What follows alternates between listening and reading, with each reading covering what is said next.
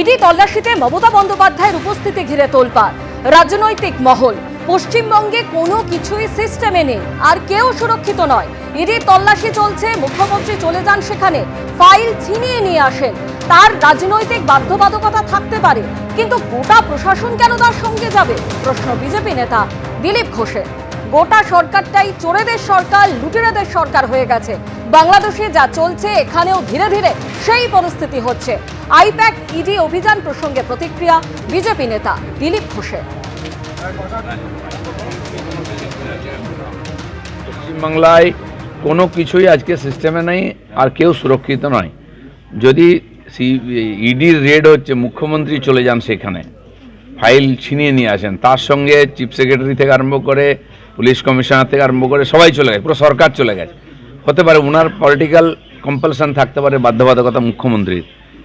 এই যারা অ্যাডমিনিস্ট্রেটিভ অফিসাররা তারা কেন গেছেন চিফ মিনিস্টারের সঙ্গে? তো পুরো সরকারটাই এখন লুটেরাদের সরকার, চোরেদের সরকার হয়ে গেছে, আর ডাকাতদের হয়ে গেছে। নালে আদালতে পর্যন্ত হামলা এর আগেও দেখেছি, শুনানি করতে দেওয়া হয়নি, চিৎকার চেঁচামেচি করে বিচারককে ঘেরাও করা হয়েছে। তো ভারতবর্ষের কোথাও এই দৃশ্য দেখি না আমরা। এই যে গণ্ডগোল, এই যে লুটপাট, বাংলাদেশে যা চলছে, ওখানে বাড়িঘর লুট, আগুন লাগিয়ে দিচ্ছেন সরকারি সম্পত্তিতে, এখানেও ধীরে ধীরে সেই পরিস্থিতি হবেই। আর যেটা যত বাড়বে তত তাড়াতাড়ি বিদায় হবে দেশ। সে তো দিলীপ বাবু যখন জগন্নাথ মন্দিরে গেছিলেন তখনও তো মমতা বন্দ্যোপাধ্যায় তার মন্ত্রী শান্তি সবাইকে পাঠিয়েছিলেন তাকে রিসিভ করার জন্য। তাতে কি গেল এলো? দিলীপ বাবু না বর্তমানে কোনো বিধায়ক, দিলীপ বাবু না বর্তমানে কোনো সাংসদ, একজন রাজনৈতিক দলের প্রাক্তন নেতা। তো তখন তো দিলীপ বাবুর মনে হয়নি এটা সিস্টেমের বিরুদ্ধে গিয়ে কাজ হচ্ছে। এখন দিলীপ বাবুকে এই সমস্ত কথা বলতে হবে, কারণ অমিত শাহ তাকে বলেছেন রাস্তায় নামো, সামনে অ্যাসেম্বলি ইলেকশন, নাহলে টিকিট টুকুনি না পেলে না ঘরকা না ঘাটকা হয়ে যাবে। মমতা বন্দ্যোপাধ্যায় যাকেই নিয়ে যান না কেন, আজকে একটা হঠাৎ করে ঘটনা ঘটেছে। উনি রাজ্যের মুখ্যমন্ত্রী, উনি বিভিন্ন মিটিংয়ে বিভিন্ন সময় সরকারি আমলাদের সঙ্গে থাকেন।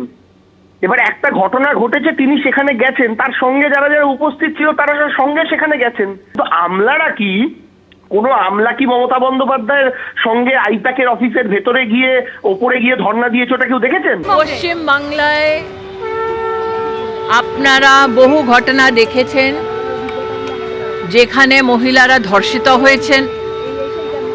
ওই ঘটনাস্থলে মমতা বন্দ্যোপাধ্যায়ের জীবনে মুখ্যমন্ত্রী যখন আছেন তখন পুলিশকে নিয়ে গিয়ে কোনো ওই মহিলাকে এবং ওদের পরিবারকে বাঁচানোর জন্য আজ অবধি কাজ করলেন না। কিন্তু একটা প্রাইভেট কোম্পানিকে ইডি রেডে বাঁচাতে গেছেন নিজে পুলিশকে নিয়ে।